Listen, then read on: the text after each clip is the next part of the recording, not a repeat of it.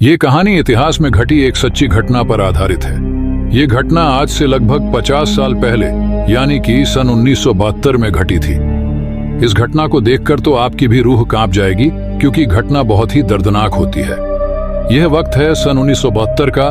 South America के छोटे से देश यूरुगुवे से एक प्लेन उड़ान भरता है। ये प्लेन चिली देश की राजधानी सैंटियागो में जा रहा होता है और इसके अंदर बैठे हैं रग्बी टीम के प्लेयर और उनके साथ साथ उनके दोस्त और फैमिली वाले भी होते हैं। मतलब टोटल 45 मेंबर्स होते हैं। ये उड़ान कोई लंबी उड़ान नहीं होनी थी। ये उड़ान बस 3 घंटे की होनी थी, लेकिन रास्ते में कुछ ऐसा हो जाता है जिसको देखकर तो पूरी दुनिया के रोंगटे ही खड़े हो जाते हैं। बीच रास्ते में एंडिश की विशालकाय बर्फीली और बहुत सुंदर पहाड़ियां होती हैं और यही सुंदर पहाड़ियां प्लेन के पैसेंजर के लिए उनका काल बनकर खड़ी हो जाती है।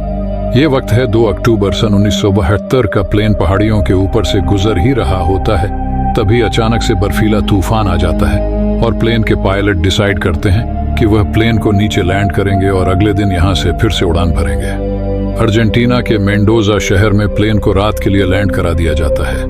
अगले दिन 13 अक्टूबर 1972 को दिन के 2 बजे यह प्लेन फिर से उड़ान भरता है। प्लेन के पायलट ने देखा था कि मौसम साफ हो गया है और अगले 1 घंटे तक मौसम बिल्कुल साफ रहेगा, इसलिए वो वहां से अपनी उड़ान भरता है। ये प्लेन करीब 18,000 फीट के एल्टीट्यूड पर उड़ रहा था और धीरे धीरे वह एंडीज की पहाड़ियों को पार करता हुआ जा रहा था।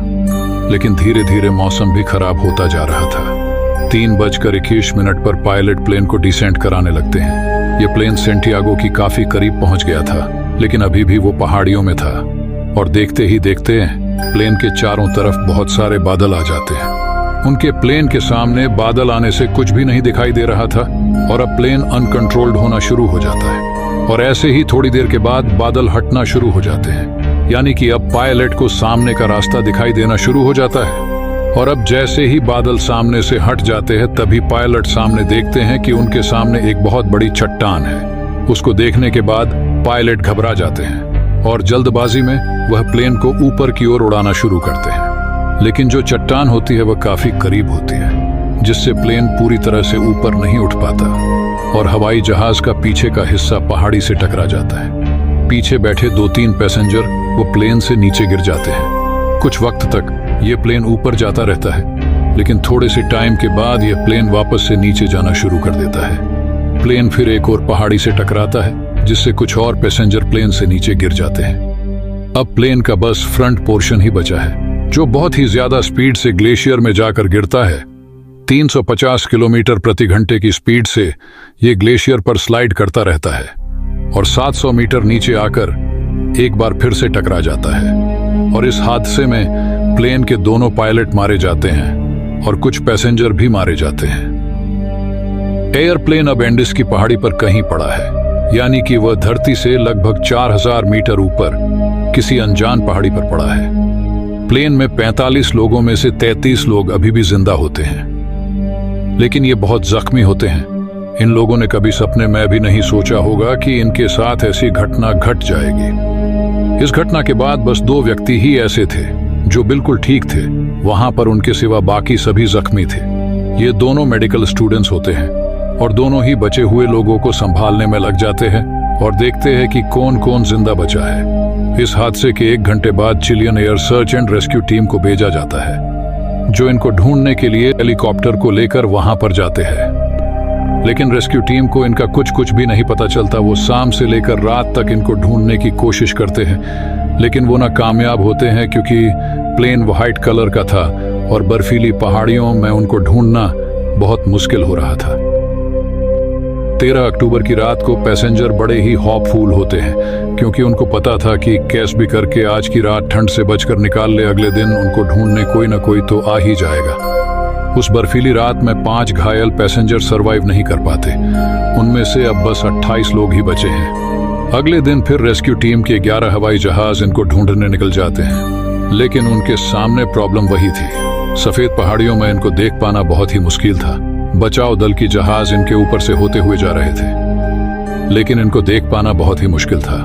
अब सर्वाइवर्स को पता लगना शुरू हो गया था कि उनका बचना बहुत मुश्किल है, इसलिए उन्होंने अपने सूटकेस से एक बहुत बड़ा क्रॉस का निशान बनाया ताकि बचाव दल को उनको ढूंढने में आसानी हो और उनकी जान बच सके।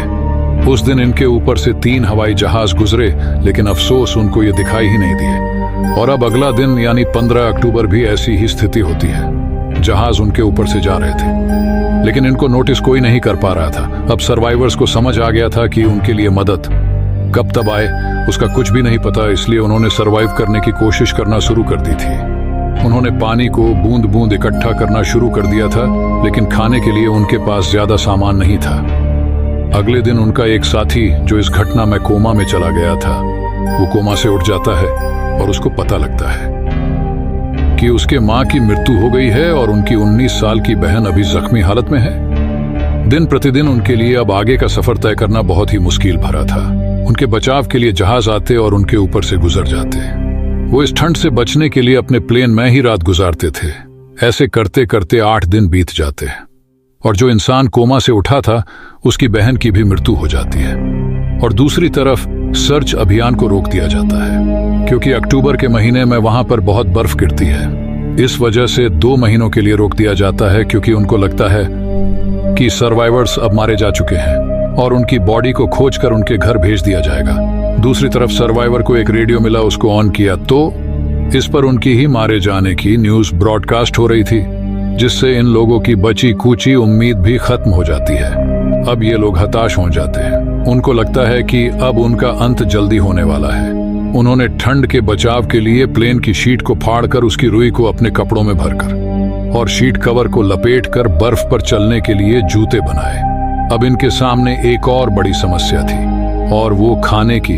अब इनके सामने बस एक ही ऑप्शन था, जो करना मानव इतिहास में अब तक किसी ने नहीं किया, जिसके बारे में सोचकर ही रूह कांप जाए। इन्होंने बर्फ में पड़े अपने परिवार वालों और दोस्तों की बॉडी का मांस खाने का फैसला लिया।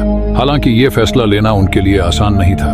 एक एक करके दिन गुजरता जा रहा था। अपने आप को बचाने के लिए इनके पास दूसरा रास्ता नहीं था। अब ऐसे ही कुछ दिन बाद यानी कि 29 अक्टूबर को कुदरत ने इनको एक और बड़ा झटका दिया। रात को जब ये सो रहे थे, तब बर्फ का एक बहुत बड़ा पहाड़ ऊपर से खिसक कर नीचे की ओर आ रहा था और उसकी चपेट में उनका टूटा हुआ प्लेन भी आ जाता है, जिससे वो बर्फ में दब जाता है। और इस दौरान इनके 8 और साथियों की मौत हो जाती है और अब बस 19 लोग ही जिंदा बचे हैं। इस बर्फ से बाहर निकलने में इनको 3 दिन लग जाते हैं। अब ये लोग सोचते हैं कि अगर यहाँ रहे तो हम सभी मारे जाएंगे, इसलिए वो वहां से निकलने का प्लान बनाते हैं। उनमें से काफी लोग जख्मी हैं, वो ज्यादा दूर तक चल नहीं पाएंगे, इसलिए ये डिसाइड करते हैं कि हमसे जो बिल्कुल ठीक है वो लोग बाहर ही मदद लेके आएंगे। उनमें से बस 3 लोग ही ऐसे होते हैं और वो वहां से निकलकर सबसे ऊंची चोटी पर जाते हैं। चलते चलते इनको रात होने लगती है और इनको प्लेन का पीछे वाला हिस्सा दिखाई देता है, जिसमें से खाने पीने की चीजें मिलती हैं, और रात को वो यही रुकने का प्लान बनाते हैं। बीते कुछ दिनों में उनकी ये रात अच्छी रही। उनको वहां पर एक बैटरी मिलती है। उन्होंने क्यों ना इसको प्लेन के मैन पार्ट पर ले जाया जाए और वहां पर लगे कम्युनिकेशन सिस्टम को ठीक करके अपने लिए हेल्प मंगाई जाए, लेकिन बैटरी का वजन 25 किलोग्राम होता है, जिस वजह से इसको वहां ले जाना संभव नहीं है। इन्होंने सोचा कि क्यों ना कम्युनिकेशन सिस्टम को ही निकाल कर यहाँ लाया जाए, और वो ऐसा ही करते हैं। काफी दिन कोशिश करने के बाद भी वो इसको चला नहीं पाते।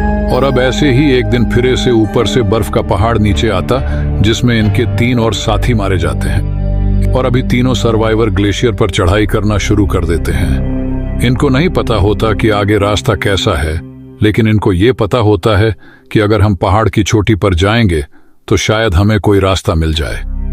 इन्होंने रात गुजारने के लिए एक स्लीपिंग बैग भी बनाया था, ताकि तीनों एक दूसरे के साथ चिपक कर सो जाएं, क्योंकि वहां पर तापमान -30 डिग्री तक हो जाता है। और ऐसी 3 दिन के सफर के बाद ये ग्लेशियर की चोटी पर पहुंच जाते हैं। वहां पर जाने के बाद इनको एक और बड़ा झटका लगता है, क्योंकि जिस दिशा में ये जा रहे होते हैं, इस जगह पर बस पहाड़ी ही पहाड़ी होती है। इनका मानना था कि शायद ग्लेशियर की चोटी के ऊपर से हमें कोई रास्ता मिल जाएगा, लेकिन इनका मानना बिल्कुल ही गलत हो जाता है और अब इन तीनों के पास खाने की सप्लाई की भी कमी आ जाती है।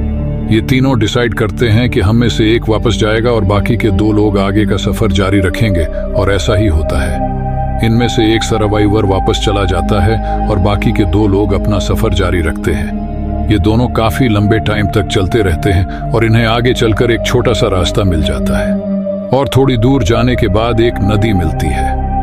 ये दोनों उस नदी के साथ साथ चलते रहते हैं और पूरे 9 दिन चलने के बाद इन लोगों को नदी के दूसरे तरफ 3 लोग दिखाई देते हैं। इन्होंने 9 दिनों में 30 किलोमीटर तक का लंबा सफर तय किया था। इन दोनों ने उन 3 लोगों से मदद की गुहार लगाई, लेकिन वह लोग इनको टुमारो बोलकर चले गए। अगले दिन फिर से वह तीनों आते हैं और एक पत्र में कागज को लपेटकर उनकी तरफ फेंकते हैं। ये दोनों अपनी आप बीती उस कागज के ऊपर लिख देते हैं और वापस उसी इंसान की तरफ फेंकते हैं, और वह इंसान ये सब पढ़कर समझ जाता है कि ये वही लोग हैं जो उसे जहाज के अंदर थे। वह बड़ा ही आश्चर्य होता है, क्योंकि उसे लगता था कि शायद ये लोग मर गए, लेकिन ये जिंदा होते हैं। और ये सब देखने के बाद वह जल्दी से शहर में जाता है और वहां की मिलिट्री को बताता है, और उसके बाद मिलिट्री वाले अपना रेस्क्यू हवाई जहाज लेकर वहां पर आते हैं और इन दोनों को साथ में बैठा कर वहां पर जाते हैं जहां पर इनका प्लेन क्रैश हुआ था, और वे दोनों अपने लोगों को वहां से जिंदा बचा लेते हैं। दोस्तों, ये कहानी थी फ्लाइट 571 की।